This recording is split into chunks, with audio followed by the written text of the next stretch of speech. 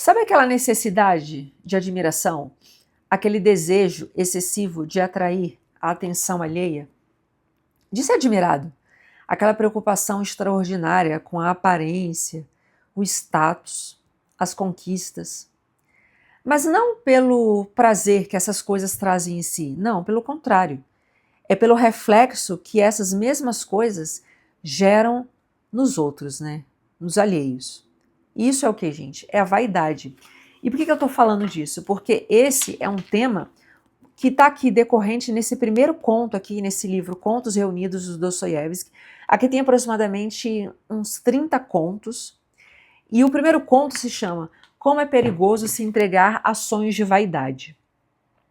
Mas antes da gente entrar em falar nos contos, né, nesse aqui propriamente, contos são narrativas breves, né, são histórias rápidas. A gente lê praticamente de uma tacada só, umas 20 páginas, mais ou menos. Mas não menos importante, principalmente se tratando do Dostoiévski, porque é uma grande oportunidade da gente perceber, né, evoluir em toda essa arte literária dele. Ele começa a se dedicar à literatura em 1843, aproximadamente. Em 1846 ele escreve esse primeiro conto e lançou também o Gente Pobre, né? Foi aí que ele entrou no círculo literário da Rússia, né? Em grande estilo, que até foi no outro vídeo. E esse primeiro conto, né? Ele fala sobre o quê? É importante até antes de falar do conto dizer o seguinte. Existem 3 fases do Dostoiévski. A primeira fase, a gente pode falar aqui, desses contos, de 1843 a 1849, que é um período que ele vai escrever muito sobre a realidade, o realismo social, que é descrever sobre a sociedade russa da época, sobre temas como pobreza, tanto física quanto espiritual, corrupção. Era muito vigente da época essa escrita, né? Você vê isso também sobre descrever esse homem do século XIX. Você vê isso em Turgenev, em Gogol, em Pushkin. Ele é muito influenciado pelo Gogol. Isso era bem comum. E depois, como ele também participou de grupos revolucionários, ele é enviado, né, condenado à morte, mas no último instante ele é enviado para trabalhos forçados na Sibéria. E lá, né, ele vai passar 10 anos e não tem como você voltar sendo a mesma pessoa. Quando ele volta, 10 anos depois, de 1859 até 1860 alguma coisa, a escrita dele vai ser muito, né, agora vai mudar, não vai ser mais um realismo social. Vai estar muito sobre fé, tem uma psicologia muito mais profunda, sobre espiritualidade, redenção, porque não tem como você voltar sendo a mesma pessoa depois de tudo que ele passou. Absolutamente normal e aceitável, e entendível. Mas, como se toda arte é você falar o que está dentro da sua alma, dentro do seu coração, com ele não vai ser diferente. Então a arte dele, que é escrita, ela também vai estar baseada em tudo aquilo que está dentro dele, que está pulsando dentro dele, tudo que ele sentiu, em toda a experiência. E a escrita dele vai ser assim. E depois, no final, né, já bem lá no final, vai ser sobre temas filosóficos e de moral. E esse primeiro, então vamos voltar nessa primeira fase, antes da Sibéria. Essa primeira fase, esse texto, esse primeiro conto, a história é sobre o quê?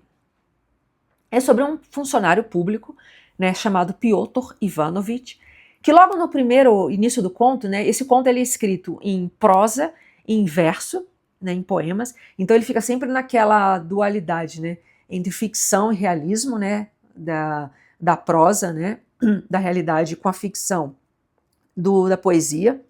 Então começa com uma poesia, ele ali tendo o sonho dele era que ele era dono, né, de uns servos, de 1000 servos, porque naquela época ainda era uma servidão, então você tinha os mujiques, então ele estava sonhando que ele era dono de mais de 1000 servos, e ele dava ordens, ele era uma pessoa de poder, de ambição, de riqueza, então era um sonho de ambição. Então aí ele já começa, e nisso que ele está sonhando, e ele tem uma esposa, e essa esposa, ela não tem nada desses sonhos de vaidade, ela é bem diferente, eu acredito que ela, pelo que me transpareceu, é que ela vive a realidade, né? Ela vive aquilo, de fato, quem ela é. E isso vai em confronto com o Piotr. Então, nisso que eles estão dormindo, né, era de manhã, a empregada, ele está sonhando, a empregada sai, ela vê que eles estão dormindo e sai, e entra um ladrão. E esse ladrão tira toda a roupa dele, roupa velha, calçado, tudo, e coloca a roupa do Piotr. Nisso que ele coloca a roupa do Piotr, né, o Piotr acorda, bota toda aquela roupa, que é a roupa dele de funcionário público para sair de manhã para o trabalho, estava ali. Então o ladrão coloca toda aquela roupa, o calçado dele, finge que ele é um funcionário público. Isso aí também é bem simbólico.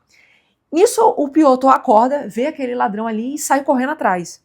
Ele estava de roupa de dormir, coloca o capote dele, esquece a peruca, porque ele usa a peruca, outra coisa simbólica, né? Porque ele tá careca. Então ele esquece a peruca e sai e vai atrás desse ladrão. Cai no chão, se machuca. E nesse meio tempo ele encontra o chefe dele, que estava vindo de um jogo de cartas, né?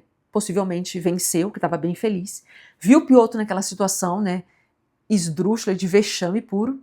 Dá umas piadas pro Piotr, né? Piotr fica apático, né? Bem típico também dessa época, desse homem sem importância, né? Um homem supérfluo, e sai e vai embora.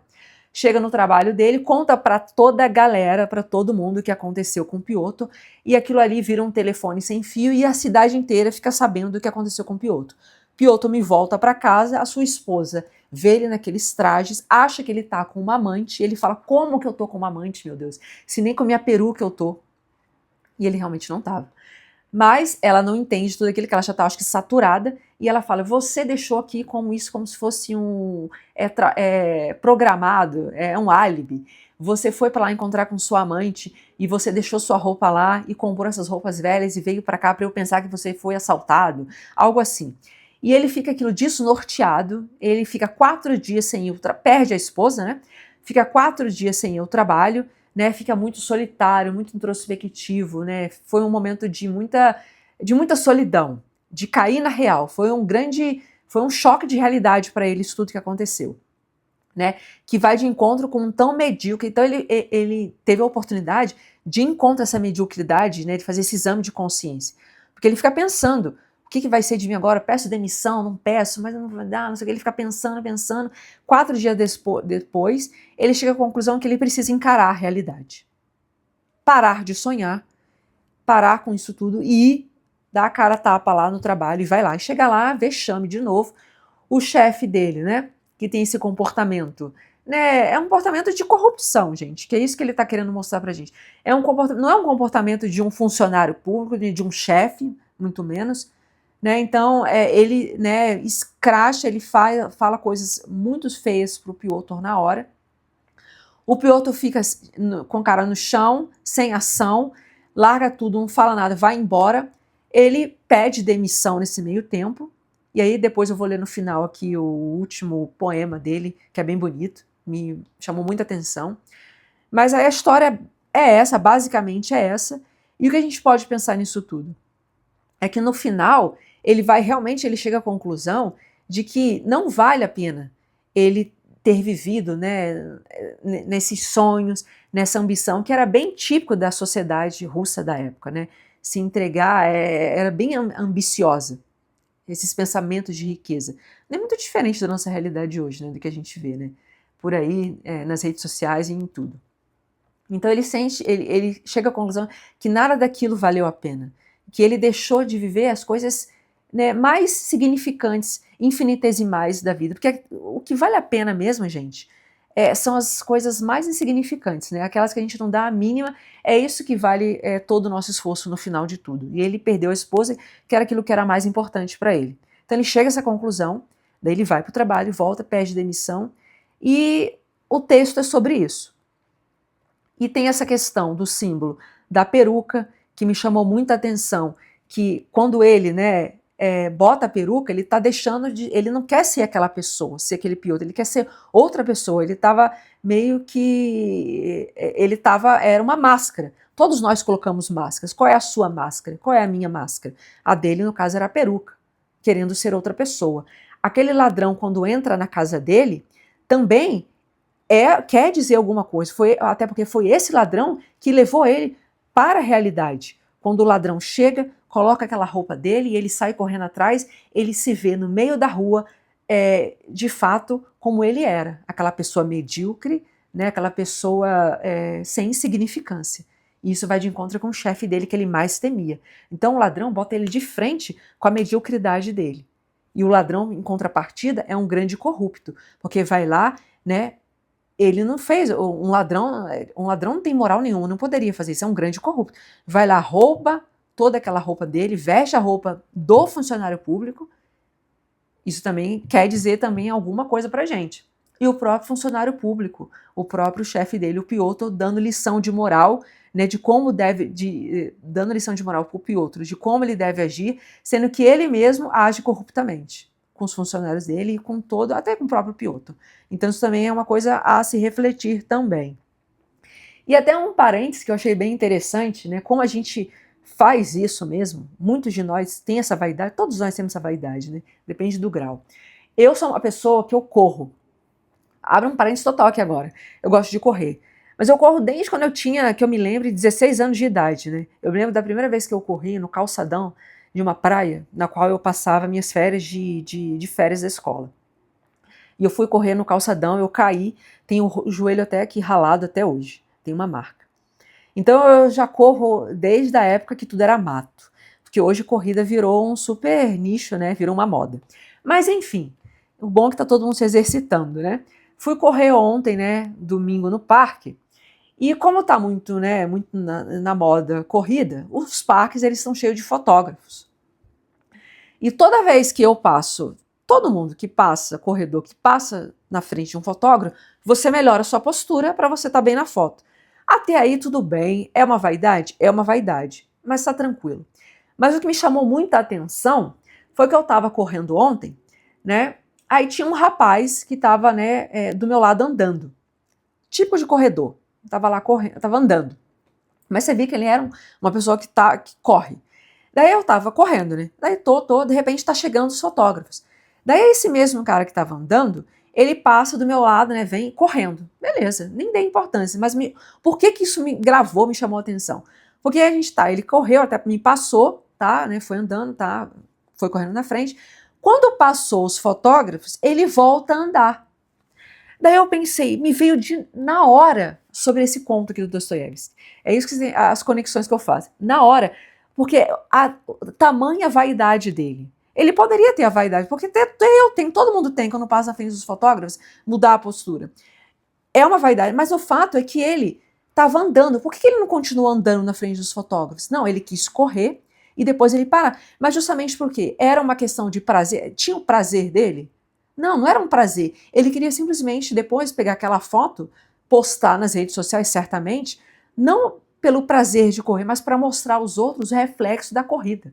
Do que ele. Você entende que isso é uma grande vaidade? É você querer ser admirado nos outros? Então é isso que o próprio Dostoiévski está mostrando aqui, que é uma característica da época lá do século XIX, do início, mas também uma característica do nosso século. Por isso que essa leitura ela é tão atemporal. Faz tanto sentido, porque a gente também vive isso hoje, essa grande vaidade. Então eu achei extraordinário aquilo que eu vi ontem e eu queria compartilhar. E para finalizar, quando o Piotr ele sai e ele pede demissão, né, ele vai embora, ele fica muito reflexivo e eu queria ler isso aqui para vocês, que termina assim, ó. Um navio pelas ondas levado. Então imaginem, antes de eu continuar, imaginem um navio sendo levado pelas ondas. O Piotr é um navio. E a ondas é a vida, é a nossa vida. Então é a vida dele, preste atenção. Um navio pelas ondas levado. Eis a minha vida. Oprimido pelo destino. Pedi a demissão. Não foi pouco que perdi. Um prejuízo. E dos grandes. Mas, aliás, estava predestinado. Esse destino já era evidente. Há com o que se afligir. Achei o que me lamentar. A morte não tem pena de ninguém. Todos devem morrer. Regalias honoríficas, empregos rendosos, prêmios e etc. Tudo é pó e vaidade. Todos labutamos, nos esforçamos, entregamo-nos a trapaças, atarefamo-nos, rebaixamo-nos. E tudo, afinal, para quê? Morremos e tudo fica para trás. Viemos ao mundo por um prazo. Quanto mais o trabalho se prolonga, maior a vaidade. Consegui me exaurir na insurreição cotidiana. Aproxima-se a hora de pensar na minha alma. Aqui é melhor ser um peão do que se arruinar. Continua o poema, mas eu acho que é suficiente. Muito obrigada, pessoal, e eu espero que vocês leiam esse conto e se apaixonem tanto quanto eu, porque eu gostei muito. Obrigada, hein?